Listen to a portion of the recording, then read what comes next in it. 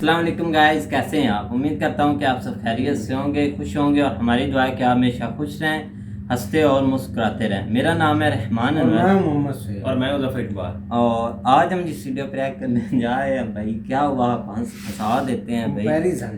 Comparison है India versus Pakistan, Pakistan का और कंट्री कंपैरिजन भी है और मिलिट्री कंपैरिजन भी है। तो चलो सबसे पहले वीडियो देखते हैं। अगर वीडियो पसंद आए तो लाइक सब्सक्राइब ज़रूर कीजिएगा और कमेंट में अपनी राय का इज़हार ज़रूर कीजिएगा। चलो वीडियो करते हैं शुरू।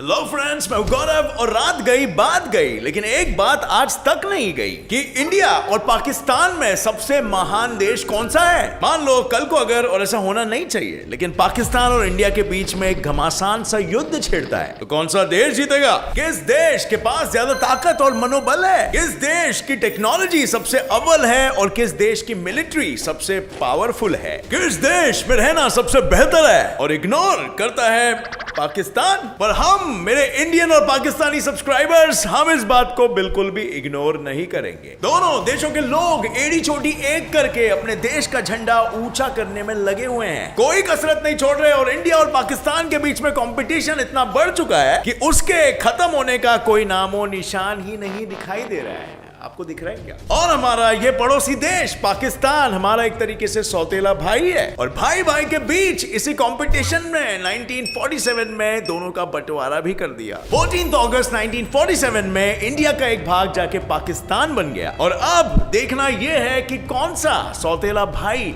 ज्यादा सक्सेसफुल है, इंडिया हमारी भारत माता या पाकिस्तान हमारा सौतेला भाई। किस देश ने अपने बाप का नाम आखिरकार रोशन कर ही दिया? अब friends, I know Pakistanis Pakistan बोलेंगे, इंडियंस इंडियन बोलेंगे, बट आज गेट सेट फ्लाई की अदालत में हम फैक्ट्स को लेकर दूध का दूध और पानी का पानी कर ही देंगे। आपके सामने हम पेश करेंगे ऐसे सबूत जो मिटा देगा गुरूर का वजूद। So without wasting any time, let us get started with our today's session titled India versus Pakistan Comparison. अब भाइयों, कुछ ही महीने पहले मेरे एक विदेशी दोस्त ने मेरे से ये पूछा था कि जब इंडिया और पाकिस्तान एक ही मिट्टी में पले बड़े हैं, तो 1947 के बाद जब दोनों देशों को आजादी मिली, तो तब से लेकर आज तक दोनों देशों की प्रगति और उन्नति में इतना डिफरेंस कैसे है? Point, right? आई मीन, आजादी से पहले दोनों इंडियंस और पाकिस्तानी ने एकजुट होकर as an Indian, as a भारतीय ही ब्रिटिशर्स का सामना किया, और फिर आजादी मिलते ही दोनों अपने अपने रास्ते चले गए। पर फिर क्यों दोनों देश आज एक दूसरे से इतने अलग है? क्या रीजन है इस अंतर के पीछे? वेल, ये बात आज आप खुद ही जज करोगे। मैं आपके सामने सिर्फ सबूत रखूंगा और फैसला आपका खुद का होगा। किसी भी देश की असली पहचान उस देश के नागरिकों से होती है। भारत दुनिया का एक ऐसा देश है जहां पर सेक्युलरिज्म के नाम पे इतना कल्चरली डाइवर्स देश है कि इसकी तुलना आप किसी भी और देश के साथ नहीं कर सकते हो। 1947 में जब पाकिस्तान बना था, तो Pakistan as a theocratic nation बना था, और दूसरी तरफ as you know it, India एक डेमोक्रेटिक देश था जिसका कॉन्स्टिट्यूशन किसी धर्म पे बेस्ड नहीं था। और इसी वजह से इंडिया एज अ कंट्री इतना कल्चरली डाइवर्स होने के बाद भी सारे कल्चर्स और सारे रिलीजन्स के लोगों को प्यार से एक्सेप्ट करता है। फरमान न बदला जाएगा, बदल जाए लाख जमाना, पर ईमान और कुरान न बदला। क्या दिवाली में अली है और रमजान में राम? चंद्रमा भी कभी ईद का चांद है या कभी शरद पूर्णिमा की शान? इंडिया में मैक्स टू मैक्स 19,500 डायलेक्ट्स यानी कि लैंग्वेजेस है, जबकि पाकिस्तान में सिर्फ 300 डायलेक्ट्स है। And as you know it, India की नेशनल लैंग्वेज हिंदी है और पाकिस्तान की उर्दू है। और जब बात ऑफिशियल एरिया की आती है, तो इंडिया पाकिस्तान से एटलीस्ट 5 टाइम्स बड़ा है। और क्या आपके मन में यह सवाल नहीं आता है कि क्यों इन दोनों के ज्योग्राफिकल एरियाज में इतना बड़ा अंतर है? इसका जवाब, भारत का बंटवारा एक्चुअली में 2 टुकड़ों में हुआ था, लेकिन पार्टीशन के दौरान 20% पॉपुलेशन तो मुस्लिम्स की थी। सो उनके कायदे से 20% लैंड मुस्लिम्स को मिलना था, और ये 20% लैंड उन्हें वेस्ट पाकिस्तान और ईस्ट पाकिस्तान के हिस्सों में मिला। लेकिन आप मे बी ये सोचो कि वेस्ट और ईस्ट क्यों मिला, दोनों अक्खा का अक्खा क्यों नहीं मिल गया? जरा ये 1909 सन का मैप देखिए। Dark red areas Hindu dominated regions को बताती है और वहीं एकदम light red areas Muslim dominated regions को बताती है। और क्या इस मैप को देखकर आपको कुछ याद आता है? वेल, वेस्ट साइड वाला रीजन और कोई नहीं बल्कि पाकिस्तान है और राइट साइड वाला रीजन अपना बांग्लादेश है। रीजन का बंटवारा उसी रीजन के पॉपुलेशन को मद्देनजर रखते हुए हुआ था। जहां सबसे ज्यादा मुस्लिम थे उसी रीजन को पाकिस्तान का नाम दे दिया गया, as you can guess it, जिससे कि वो रीजन के लोगों को अपनी घर छोड़ के जाने की नौबत ना आ सके। पर जब बंटवारा हुआ था तो 50% मुस्लिम्स ने तो इंडिया में ही रहने का फैसला कर दिया था और पाकिस्तान में से जितने भी हिंदूस थे उन्हें इंडिया भेज दिया गया। सो देखा जाए तो इस पार्टीशन से उनको ज्यादा घाटा नहीं हुआ बल्कि एक तरीके से एडवांटेज मिला। वहां के लोगों की जरूरत से उन्हें ज्यादा ही मिला और मेरे पर्सनल हम्बल ओपिनियन में दोनों देशों के लोग उठानी पड़ी थी। लोगों के घर उजड़ गए थे और वहीं रायट से तो इंडिपेंडेंस की शुरुआत हुई। अब पार्टीशन के बाद दोनों देश अपनी अपनी आइडियोलॉजीज यानी विचारधाराओं के बल पे अपने अपने देश के डेवलपमेंट में लग गए। दोनों देश की militaries one of the most powerful militaries in the world है और दोनों न्यूक्लियर पावर्स भी है। पर पहला सवाल यह आता है कि ये दोनों में ज्यादा पावरफुल कौन है, ज्यादा ताकतवर मिलिट्री किसकी है? और ये सवाल का जवाब हम टेक्निकली भी देंगे दोनों की मिलिट्री कंपैरिजन करके। बट उससे पहले 1947 से लेकर आज तक इंडिया और पाकिस्तान दोनों सौतेले भाइयों के बीच में 4 वॉर्स हो चुके हैं और चारों बार ऑफिशियली या तो अनऑफिशियली जीत इंडिया की हुई है। Which makes sense, right? क्योंकि इंडिया की मिलिट्री ऑन पेपर पाकिस्तान से थोड़ी बेहतर दिखाई देती है। बट वेपन्स और स्पेसिफिकेशन से हटके एक और एक चीज बहुत ही ज्यादा इंपॉर्टेंट होती है और वो है पॉलिटिकल कनेक्शंस। अब इंडिया में ही लोगों का एग्जांपल ले लो यार। अगर कोई एक सामान्य साधारण इंसान अगर कोई क्राइम करता है तो सीधा जेल जाता है और वहीं अगर कोई सेलिब्रिटी क्राइम करता है तो तुरंत बेल मिलके छूट जाता है, अगर जेल जाएगा भी तो। यहां पर कैसे कनेक्शन काम में आया? बिल्कुल उसी तरह जो कम पावरफुल नेशंस होते हैं उन्हें भी ज्यादा पावरफुल नेशंस के साथ दोस्ती हमेशा फायदे में रखती है। और पूरे दुनिया का भाई यानी सबसे पावरफुल कंट्री कौन है? USA, right? जिसके हाथ में यूएसए का हाथ हो समझो पूरी संसार उसके साथ हो। लेकिन अर्ली 2000s में यूएसए और पाकिस्तान की नई नई दोस्ती ने इंडिया को एक तरीके से आइसोलेट कर दिया था और यह आइसोलेशन एक तरीके से इंडिया को बहुत भारी पड़ रहा था क्योंकि यूएसए कभी खाली हाथ नहीं आता है, उसके साथ दुनिया का विनाश बहुत नजदीक है। लेकिन पाकिस्तान और यूएसए के बीच में यह दोस्ती ज्यादा दिन तक नहीं टिकी क्योंकि यूएसए की इंटेलिजेंस एजेंसी ने कुछ ही दिनों में यह समझ लिया कि पाकिस्तान कुछ तो छुपा रहा है। पाकिस्तान के कुछ ऑफिशियल्स दरअसल यूएसए के पीठ पीछे तालिबान फोर्सेस को अफगानिस्तान में ना केवल सिर्फ शेल्टर दे रहे थे पर साथ ही साथ उन्हें अमेरिकन स्ट्राइक से भी बचा रहे थे, उन्हें इंफॉर्मेशन देके। मतलब एक तरह से उन ऑफिशियल्स की क्या डेयरिंग थी, वो भी अमेरिका के सामने। और इसी वजह से अमेरिका ने अपने सारे रिश्ते नाते तोड़कर पाकिस्तान से रूट कर वो इंडिया की ओर मुड़ा और एक तरह से अपने पड़ोसी और मेहमान की फेल्ड पार्टनरशिप इंडिया के लिए एक बड़ी एडवांटेज बन गई। और इस तरह दुनिया की सबसे पावरफुल डेमोक्रेसी और दुनिया की सबसे बड़ी डेमोक्रेसी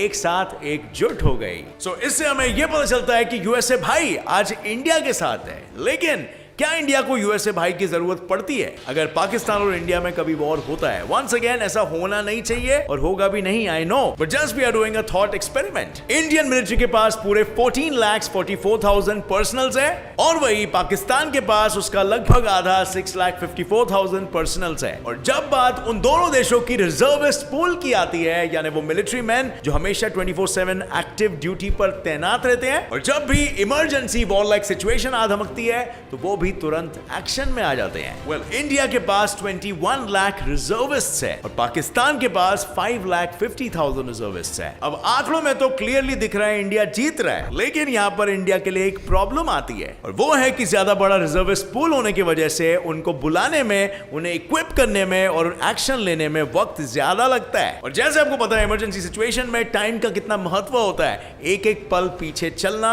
इंडिया को भी भारी पड़ सकता है। अब इसके अलावा किसी भी देश के मिलिट्री के लिए डिफेंस बजट एक बहुत ही इंपॉर्टेंट हिस्सा होता है जो कंट्री की मिलिट्री पावर को आगे पुश करने में योगदान देती है। और इंडिया का डिफेंस बजट पाकिस्तान से एटलीस्ट 6 टाइम्स ज्यादा है। जहां इंडिया का डिफेंस बजट है लगभग $61 बिलियन यानी 61,000 करोड़ रुपीस, वहीं पाकिस्तान का डिफेंस बजट है सिर्फ $11 बिलियन यानी 1,100 करोड़ रुपीस। और इस बजट डिफरेंस की वजह से इंडियन मिलिट्री ज्यादा मॉडर्नाइज्ड मिलिट्री इक्विपमेंट को खरीद पाती है as compared to Pakistani military. In fact आसमान में भी इंडियन एयरफोर्स को पाकिस्तानी एयरफोर्स से ज्यादा एडवांटेज है, क्योंकि इंडिया के पास 2123 एयरक्राफ्ट है और वहीं पर पाकिस्तान के पास 1372 एयरक्राफ्ट है। पर इंडिया को सबसे पावरफुल उसकी Russian fighter fleet Sukhoi Su-30 S-260 बनाती है, और ये इसीलिए क्योंकि पाकिस्तान के most of the F-16s Chinese made है और वो काफी आउटडेटेड भी हो गए हैं। और चाइनीज माल को अगर आप कंपेयर करोगे रशियन माल के साथ, आई डोंट थिंक सो ज्यादा एक्सप्लेनेशन की जरूरत है कौन सा माल बेहतर होगा। और इसके अलावा इंडियन नेवी और पाकिस्तान नेवी के कंपैरिजन में भी इंडियन नेवी की स्ट्रेंथ और पावर पाकिस्तानी नेवी से ज्यादा नजर आती है। और जैसे मैंने पहले भी बताया कि इंडिया और पाकिस्तान दोनों न्यूक्लियर पावर्स को पोजेस करते हैं, पर इससे एक कदम आगे जाके इंडिया ने अपना खुद का मिसाइल डिफेंस सिस्टम भी बनाया है। And India also possesses anti satellite weapons and most importantly India ने खुद के सैटेलाइट नेविगेशन सिस्टम भी डेवलप किया है, जिसे नाविक या नाविक कहा जाता है। तो जहां पे एक तरफ इंडिया ने इतनी टेक्नोलॉजिकल एडवांसमेंट को हासिल कर लिया है, उसी तरह पाकिस्तान ने इतने सालों में बहुत कम टेक्नोलॉजिकल एडवांसमेंट हासिल की है। सो अब ऑन पेपर हमें यह पता है कि इंडिया और पाकिस्तान की लड़ाई में मोस्टली कौन जीत सकता है, लेकिन जैसे मैंने कहा यह लड़ाई कभी होगी नहीं, क्योंकि इंडिया और पाकिस्तान के बॉर्डर में जैसे आप देख सकते हो इतनी टाइट सिक्योरिटी होती है। जैसे आप यहां देख सकते हो रात होते ही यहां पर 1,50,000 फ्लड लाइट्स इस पूरे एरिया को जगमगा उठते हैं for security reasons of course, लेकिन ये फ्लड लाइट्स को और ये लाइन को आप स्पेस से भी देख सकते हो। अब फ्रेंड्स 1947 से लेकर अब तक इंडिया और पाकिस्तान के जीडीपी में इतने ऊंच नीच हुए हैं, जिससे दोनों देशों की इकोनॉमी, जहां एक तरफ इंदिरा गांधी ने इंडिया में गरीबी हटाओ का नारा दिया, वहीं पर जुल्फिकार अली भुट्टो ने पाकिस्तान में रोटी कपड़ा मकान का नारा दिया। उनके पॉलिसीज ने फॉरेन रिजर्व्स और एंटरप्रेन्योरशिप को रिजेक्ट कर और फिर झक मार के दोनों देशों को आईएमएफ यानी इंटरनेशनल मॉनेटरी फंड के सामने फाइनेंशियल एड के लिए हाथ फैलाना पड़ा। पाकिस्तान साल 1988 में आईएमएफ के पास फंड मांगने गया और वहीं पर उसके 3 साल बाद 1991 में इंडिया फंड मांगने गया, लेकिन पाकिस्तान ने 1988 से लेकर आज तक 12 बार पैसे उधार लिए और आईएमएफ के आ जाने से दोनों देशों के बीच इकोनॉमिक गैप कम होने के बजाय तेजी से बढ़ने लग गया। इंडिया ने बड़ी चालाकी से 1991 न्यू इकोनॉमिक रिफॉर्म से देश का नक्शा ही बदल डाला और इसी बदलाव ने इंडिया को आज पाकिस्तान के इकोनॉमी कंपैरिजन में 10 गुना ज्यादा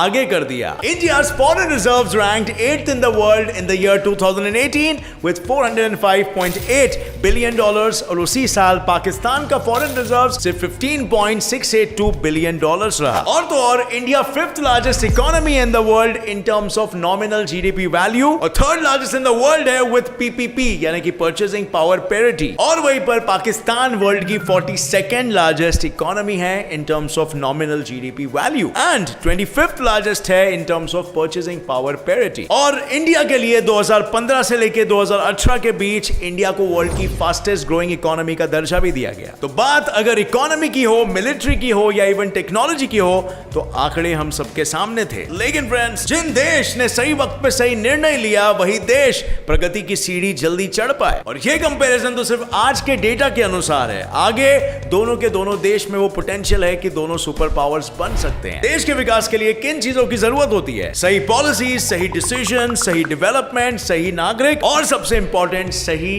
केपेबल और ट्रस्टवर्दी और कमिटेड लीडर्स की। और फ्रेंड्स, हम सब में वो ताकत है कि हम अपने लीडर को खुद चुन सकते हैं। सो एक तरह से देश का भविष्य हमारे हाथों में है। With that said, thanks a lot for watching this video. अगर आपको ये वीडियो पसंद आया तो एक लाइक जरूर ठोकना। मेरे channel get set bye fact को भी सब्सक्राइब कर लो और दबाइए नीचे दिया गया बेल आइकन ताकि आप आगे आने वाली हमारी कोई भी फैक्ट बेस्ड और फन बेस्ड वीडियो को मिस ना कर सको। As always, stay cute. हाँ जी गाइस, तो जैसा कि आप वीडियो देख रहे थे तो भाई गौरव उन्होंने काफ़ी अच्छे लफ्ज़ों में एक्सप्लेन किया है। पहले तो कंट्री वाइज आए थे, कंट्री के लिहाज से तो जब से हम एक दूसरे से अलहदा हुए हैं तब से हमारी भाई बनती नहीं। ये है कि सबसे पहले हमने जो आज़ादी थी वो मिलकर ली थी भाई, कि जो अंग्रेज़ों से जान अपनी छुड़वाई थी वो तो इकट्ठे छुड़वाई थी ना, वो इकट्ठे ही छुड़वाई थी। और उसके बाद अब भाई देख लें कि जब ये एक दूसरे से अलहदा हुए हैं तो तब से भाई इनकी नहीं बन रही। ईंट पत्थर वाला भाई इनका एक और भी है लफ्जूस वाला भाई इनका वैर है। एक दूसरे को देख नहीं सकते। बस ये किसकी वजह है? ये पॉलिटिशियन की वजह है। इन्होंने भाई हमारे दरमियान इतनी जो दूरियां की हुई हैं, क्योंकि जब भी कोई मामला थमने लगता है तो ऐसा कारण कर देते हैं कि अवाम को खुद ब खुद भड़का देते हैं। अवाम ना इधर की सुकून से बैठती है और ना उधर की। इन्होंने हमने वीडियो देखी, इतना हर पॉइंट से, हर कंपैरिजन से इंडिया हमसे आगे है भाई। देखे जाए फैक्ट से। अब ऊपरी बातें तो मारते रहते हैं कि हमारा एक और उनके 10 हो, ऐसी बातें तो होती रहती हैं, लेकिन बस इन बातों से आगे हैं भाई। हाँ, बातों से आगे हैं। अगर फैक्ट से देखा जाए तो भाई वो हमसे कहीं ज़्यादा आगे हैं और आगे बढ़ रहे हैं, लेकिन हम जिधर के जब से आज़ाद हुए हैं ना, उधर के खड़े हुए हैं। बस कोई चेंजिंग नहीं है। जिसने आना है उसने बस वैसे ही पिछली हिस्ट्री दोहरानी है और हिस्ट्री को उसने कॉपी करना है, खाया पिया और निकल गया। उसका कोई पता नहीं लगता। हमें तो इतना भी अभी नहीं पता कि हमारे जो प्राइम मिनिस्टर थे उनका भी हमें नाम का नहीं पता, जो पीछे गुजरे थे उन्होंने भी लूटा है और अभी उनका कोई नाम भी नहीं लेता। हाँ, वो भी बाहर कुछ अपना थे चले भाई, गए, कुछ बाहर थे। चले। कभी कभार ट्विटर पर उसके बेटे की भतीजे की पोस्ट आ जाती है कि इसने भी लूटा है पाकिस्तान को। हाँ, बस तो ये हमें दिखाया देखकर जाता फिर है। चले जाते हैं गूगल पर, उसकी हिस्ट्री देखते हैं तो यही देखा जाता है कि लूटे ही है किसी ने।